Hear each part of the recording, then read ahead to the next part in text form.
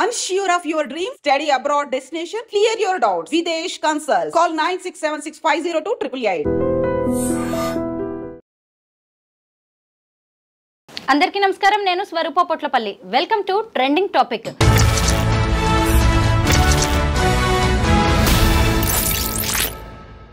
Pranay murder కేసులో నల్గొండ జిల్లా SC ST court తీర్పు చెప్పిన తర్వాత అమృత మీద విపరీతంగా ట్రోలింగ్ నడుస్తోంది. ఆమె ఎప్పుడో బ్యూటీ పార్లర్కి చిన్న గౌను వేసుకుని వెళ్లిన వీడియోను షేర్ చేస్తూ ఎవరి ఇష్టం వచ్చినట్టుగా వారు కామెంట్స్ చేస్తున్నారు. ఇలాంటి వాటి మీద చట్టపరంగా ఎలాంటి యాక్షన్ తీసుకోవచ్చు అనేది ప్రస్తుతం నాతో పాటు సీనియర్ అడ్వకేట్ సాయి కృష్ణ ఆజాద్ గారు ఉన్నారు. ఆయన్ని అడిగి తెలుసుకుందాం. సార్ నమస్తే. నమస్తే అండి. మీరు చూస్తున్నారు కదా, ప్రణయ్ మర్డర్ కేసులో ఒక మంచి జడ్జిమెంట్ అనేది అయితే వచ్చింది. వచ్చిన తర్వాత అమృత మీద టార్గెట్ చేయడం, ఆమె మీద కామెంట్స్ చేయడం, ట్రోల్స్ చేయడం అనేది విపరీతంగా పెరిగిపోయింది. ముఖ్యంగా ఆమె వీడియో ఒకటి షేర్ చేస్తున్నారు. మీరేమంటారు దీని మీద? అంటే ఆరోగ్యకరమైన విమర్శ ఎప్పుడు కూడా దాన్ని ఎవరు కూడా యాక్సెప్ట్ చేయొచ్చండి. దానికి మనం చేసేది ఏం లేదు.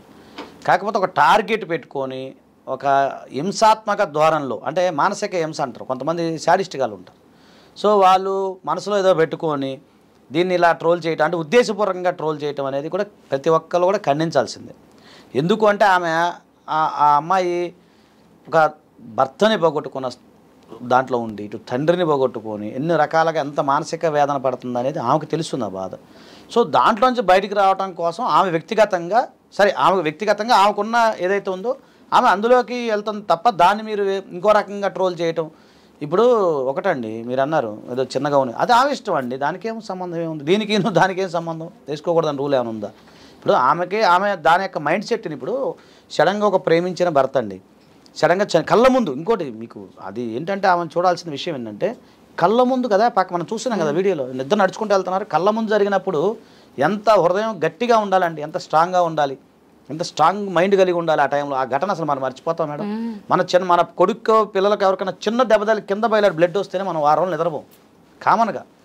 లేదు రోడ్డు మీద ఒక యాక్సిడెంట్ మనం చూసామనుకోండి, ఆ రోజంతా నిద్ర రాదు. అలాంటి ఘటన కళ్ళ ముందు ప్రేమించిన భర్త, అందులో కాబోయే తండ్రి, ఆ టైంలో నేను చెప్పేది కాబోయే తండ్రి కళ్ళ ముందు చంపేస్తుంటే ఆమె ఎంత మానసిక ఒత్తిడికి గురయ్యేది ఒకసారి మనం ఆలోచించండి. అయితే అప్పుడు ఏడ్చిన ఏడుపు ఆమె జీవితాంతం ఏడవాలని కొందరు కోరుకుంటున్నారు. ఎందుకంటే ఇంత సంతోషంగా ఉండడం ఏంటి, అటు భర్తని ఇటువైపు తండ్రిని పొట్టను పెట్టుకొని అని కూడా కామెంట్స్ చేస్తున్నారు. అది కామెంట్ చేస్తారు. ఎందుకంటే ఆ విషయం నేను చెప్తాను, ఎక్స్ప్లెయిన్ చేస్తాను. ఇప్పుడు ఒక వ్యక్తి చనిపోయినప్పుడు మన కుటుంబంలో కూడా ప్రతి వ్యక్తి ఏదో సందర్భంలో ఎక్కడో చనిపోతూనే ఉంటారు. అంటే అమ్మమ్మో, నాయనమ్మో, బాబాయ్లో ఇట్లా చనిపోవాలి, అటాచ్మెంట్ ఉన్న వ్యక్తులు చనిపోతుంటారు. మన జీవితకాలం ఏడ్చుకుంటూ వాళ్ళ గురించి తలచి ఉంటామా? అలా ఉండదు కదండి. దాంట్లోంచి బయటికి రావడానికి ఒక్కొక్క మైండ్ ఒక్కొక్క ఎదుర్కొంటారు. ఇప్పుడు ఒక్కొక్క వ్యక్తి వాళ్ళ దాంట్లోంచి ఆ యొక్క విషాదం నుంచి బయటికి రావడం కోసం ఒక వ్యక్తి ఒక్కో రకంగా మారుతూ ఉంటాడు కదా. సో ఆ సందర్భంలో ఈమె దాన్ని మర్చిపోవడం కోసం ఆమెకు అంటూ ఒక నిర్మించుకున్నారు, ఒక సామ్రాజ్యాన్ని నిర్మించుకుని దాంట్లో ఆ పిల్లవాడితో బతుకుతూ ఉంది. అంతే తప్ప ఆమె వల్ల ఎవరికి నష్టం జరగలేదు కదా. పోనీ నష్టం జరిగిందా? పోనీ ఆమె ఎవరన్నా విమర్శించిందా? లేదా ఆమె ఏమైనా ట్రోలింగ్ ఎవరన్నా చేసిందా? అలా అని తెలియదు కదా. ఆమె జీవితంలో సామ్రాజ్యాన్ని ఆమె నిర్మించుకొని ఆమె మైండ్ సెట్లోంచి వచ్చేస్తుంది. ఆ మైండ్ సెట్లోంచి రాకుండా ఎంతసేపటికి అదే బాధలో ఉంటే సరే ఇంకొక 10 years తర్వాత అయినా జరిగింది మళ్ళీ వెనక్కి వస్తుందా? రాదు కదా. సో ఇక్కడ మనం ఆలోచించాల్సింది ఏంటంటే సిగ్మండ్ ఫ్రాయిడ్ యొక్క మానసిక స్థితిలో మనం ఒకసారి ఆలోచిస్తే ఈ మానసిక శాస్త్రవేత్తలు అందరూ కూడా ఏంటి, ఆ సందర్భాన్ని బట్టి మనిషి మారుతూ ఉండాలి. మతిమరుపు అనేది మానవుడికి రావాలి. జరిగిపోయిన దాని గురించి తలుచుకొని కుమ్ములి బాధపడేది ఉండకూడదు ఎక్కడ. అది సహజం, అది ఎక్కడైనా జరుగుతుంది. ఇప్పుడు జీవితంలో ఇప్పుడు వీళ్ళు చెప్తున్నారు కదా, కామెంట్ చేసే ఎవరైతే మహానుభావులో మహాపొంగవులు ఎవరైతే ఉన్నారో, అది అమ్మాయినా అబ్బాయినా, వాళ్ళని ఒకసారి తలచి వాళ్ళు చూసుకుంటే వాళ్ళ జీవితంలో కూడా ఎన్నో లోపాలు ఉంటాయి, వాళ్ళకి ఎన్నో సమస్యలు వచ్చి ఉంటాయి. ఇదన్నీ ఏంటంటే వాళ్ళ మీద చూయించుకోవడానికి అవకాశాలు లేక ఇలా చూయించుకునే తప్ప ఒక మానసిక రోగులనే మనం ఆలోచించాలి తప్ప అలాంటి వాళ్ళు మనం మానసిక రోగులుగానే భావించాలి. మనం వాళ్ళని కన్సిడర్ చేస్తే ఎట్లా? ఒకటి. రెండోది, మీరు ట్రోలింగ్ చేయడం, సరదాగా నవ్వుకుంటాం, అది ఓకే. అది ఏ సందర్భంలో వస్తుంది? ఇప్పుడు మన ఈ మధ్య ఒక జంట గురించి ట్రోల్స్ బాగా నడుస్తూ ఉన్నాయి, మీరు కూడా ఇంటర్వ్యూ చేశారు, మేము కూడా చూసాం. అది క్యాంపింగ్ ఉంటుంది, సరదాగా పువ్వులు ఇచ్చుకుంటాం, రోజులు ఇచ్చుకుంటాం, ముద్దులు పెట్టుకుంటాం, అవన్నీ మనం చూసాం. అది సరదాగా అందరూ కామెడీ చేసుకున్నాం, నేను కూడా నవ్వుకుంటాను, అది వేరే విషయం. ఇక్కడ ఒక ఇంట్లో విషాదం జరిగింది, ఒక ఇంటిలో విషాదం జరిగినప్పుడు ఆ విషాదానికి సంబంధించిన దాన్ని మీరు ఎట్లా సెలబ్రేట్ చేసుకుంటారు? అది మానసిక రోగం అవుతుంది కదా.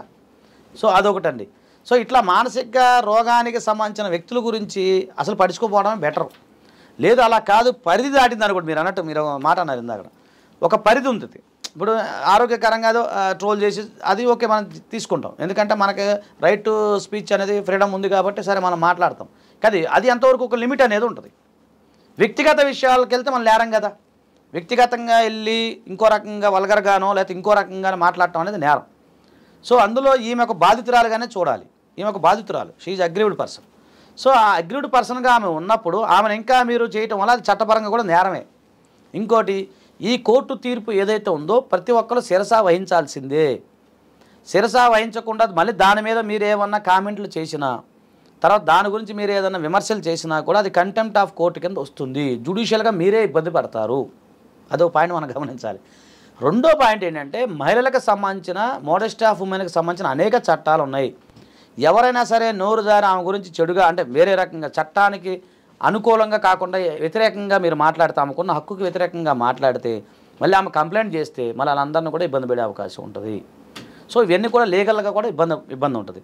సో ఈ రకమైన ఇప్పుడు మీరు జడ్జిమెంట్ వచ్చింది, దానికి సంబంధించింది అది కోర్టు వారు చూసుకుంటారు, అది నడుస్తూ ఉంటుంది. సో ఆమె వ్యక్తిగత జీవితం ఆమె నడుస్తూ ఉంటుంది.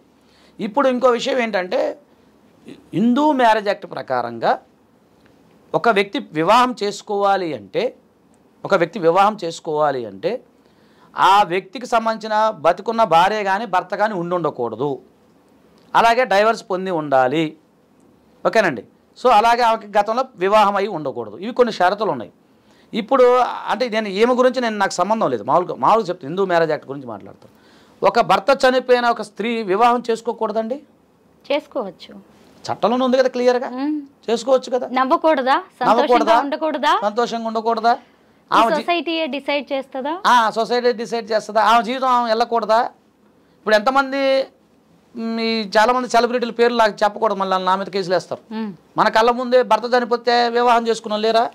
చేసుకుంటూనే ఉన్నారు కదండి, ఈ మధ్య చూస్తూనే ఉన్నాం కదా మనం. అయ్యో, భర్త ఉండగానే చేసుకుంటున్నారు కదా. అది కాదు పెద్ద స్టోరీ అండి అది. మళ్ళీ మనం అక్కడికి వెళ్ళాలి. అదే భర్తగానే చేసుకున్నారుగా, పోనీ అట్లా లెక్కేసుకున్నా, భార్యను వదిలిపెట్టి ఇల్లు పెట్టి అది చేస్తూ ఉన్నారుగా, రొమాన్స్ చేస్తూనే ఉన్నారు కదా. అక్కడ ఎవరికి లేని బాధ ఏమకు పాపం. ఆమె ఒక్కడండి, కొంచెం ఆమె ఒక సగటు స్త్రీగా అప్పుడే చిన్న వయసు, సడన్గా భర్త చనిపోవటం, తర్వాత పిల్లగాడు కడుపులో ఉండటం, ఎంత హార్మోన్ ఇంబ్యాలెన్స్ ఉంటుందండి మీరు ఆలోచించండి. అంటే మీరు నాకు ఒక తల్లిలాగా చెప్తున్నాను. ఒక మహిళ తల్లే ఆమె బిడ్డను కనేటప్పుడు ఇంత బాధపడుతుందండి. భర్త ఉండగా, నేను అనేది భర్త, అత్తమావులు, తల్లిదండ్రులు అందరూ ఉండగా ఒక మహిళ డెలివరీ అయిందంటే పునర్జన్మ. మరి ఈమెకి ఒకసారి మనం ఏమి కోణంలో ఆలోచిస్తే మీకు అక్కడ విషాదం, బాబు అంటే ఇప్పుడు మనకు బాబు తెలిసిన ఆ టైంలో బాబు పాప తెలియదు, కానీ ఒక లోపల ఒక జీవి అనేది ఉంది. సో ఐదు నెలల జీవి, ఒక ప్రెగ్నెంట్ ఉమెన్, హార్మోన్ ఇంబ్యాలెన్సు, భర్త మరణం, కేసులు, కొట్లాట్లు, బాధలు, ఆమె లైఫ్ ఏమైందని ఒక బాధ, చింత, అది ఎంత మానసిక ఒత్తిడికి గురై ఉంటారో మీరు ఒకసారి గమనించండి. మీరు కదా, నేను అన్న కామెంట్ చేసే వాళ్ళకి మాట్లాడుతున్నాను, గమనించండి. ఆ టైంలో ఆమె దేవుడి దల చక్కగా ఒక మగ పిల్లవాడికి జన్మనివ్వటం, సరే ఆ బాబు మంచిగా ఆయురారోగ్యంతో సంతోషంగా ఉండటం, ఈమె దాంట్లోంచి బయటకు రావడానికి ఆ మైండ్ సెట్ని మార్చుకుంటుంది ఆమె. ఇప్పుడు మహాకవి కాళోజీ గారిని ఈ సందర్భంగా మనం చిన్న స్మరించుకుందాం మేడం. తెల్లారదు అనుకుంటాం నిరాశ, తెల్లారి అలాగే ఉండాలనుకుంటాం దురాశ. ఈ మంచి చెట్ల మధ్య ఉన్నదే జీవితం, అదే ఆశ. అంతే కదా మేడం, తప్పే ఉంది. ఇప్పుడు ఆమె ఆశపడటం తప్పే ఉందండి. జరిగింది, గతం జరిగింది, చీకట్లు ఉన్నాయి, చీకట్లు తనుకొని ఇప్పుడు కొత్త జీవితాన్ని ప్రారంభిస్తుంది. నీకేంటి నొప్పి? మీ ఇంట్లో ఆడపిల్ల అయితే అట్లా చేస్తావా? లేదు మీకు సంబంధించిన వ్యక్తి అయితే అలా చేస్తారా? ఒకవేళ నీకే జరిగితే నువ్వు అలా చేస్తావా? మరి ఇంకా దాన్ని ఏమంటామండి మనం? మానసిక రోగులు అంటామా, లేకపోతే ఇంకా మీరు చెప్పాలి మీ భాషలో మీరు ఏమంటారు నాకు తెలియదు, కానీ నా భాషలో అయితే నేను చెప్తాను శాడిస్ట్ అని నేను అంటాను. సైకోయిజం ఇంకా దానికి చాలా పేర్లు ఉంటాయి. మానసిక శాస్త్రవేత్తలు దానికి చాలా పేర్లు పెడతారు. మనకు అంత నాలెడ్జ్ లేదు కాబట్టి నేనేమంటున్నానంటే, ఒకటండి, జరిగిన ఘటాన్ని సంబంధించింది నువ్వు ఆమెకి మేలు చేయకపోయినా పర్లేదు, కానీ కీడు మాత్రం చేయొద్దు. అది నేను కోరుకుంటానండి. సాయి కృష్ణ గారు సోషల్ మీడియా నిండా అమృత గురించి పోస్ట్లే, ఆ అమ్మాయి వీడియోస్ షేరింగే, అది కూడా ఆ చిన్న గౌను వేసుకున్న డ్రెస్సే అనమాట. అసలు ఆ కామెంట్లు చూస్తేనండి గుండె బగిలేలా ఉందంటే, ఒక ఆడపిల్ల సరే భర్త చనిపోయాడు, ఆ అమ్మాయికి ప్రమేయం లేకుండా ఇవన్నీ జరిగిపోయాయి, అంత మాత్రానే ఆ అమ్మాయి ఏ డ్రెస్ వేసుకోవాలి, నవ్వాలా వద్దా, బ్యూటీ పార్లర్కి వెళ్ళాలా వద్దా, ఇవన్నీ కూడా సొసైటీ డిసైడ్ చేస్తుందా? ఇప్పుడు వీటిని మాట్లాడుకుంటున్నందుకు మన ఇద్దరిని కూడా ట్రోల్ చేస్తారు. సర్లేండి, దానికి ఉంది. ఇప్పుడు ఒకటండి, పబ్లిక్లో ఉన్నప్పుడు, సమాజంలో ఉన్నప్పుడు పూలు పడతాయి, రాళ్ళు పడతాయి. సో మనం అంటే మీరు చాలా గొప్ప వ్యక్తి, సీనియర్, మీరు జర్నలిస్ట్గా ఉన్నారు, సీనియర్ అడ్వకేట్గా నేను ఉన్నాను, ఎంతోమందిని మనం చూసాము. నాకు తెలిసి వీళ్ళంతా కూడా ఏంటంటే చిన్నపిల్లలు అయి ఉంటారు నేను అనుకుంటాం. ఇదే 2000 సంవత్సరంలో 1919 2000 బ్యాచ్లోనే ఉంటారు వాళ్ళు. ఇప్పుడు ఒక పెద్ద స్థాయి ఉన్న వ్యక్తులు 30+ అంటే నేను అందరూ అనట్లేదు, వాళ్ళు మెచ్యూర్డ్ మైండ్ ఉంటుంది, వీళ్ళకి కూడా మెచ్యూర్ మైండ్ ఉండదని నేను అన్నాం.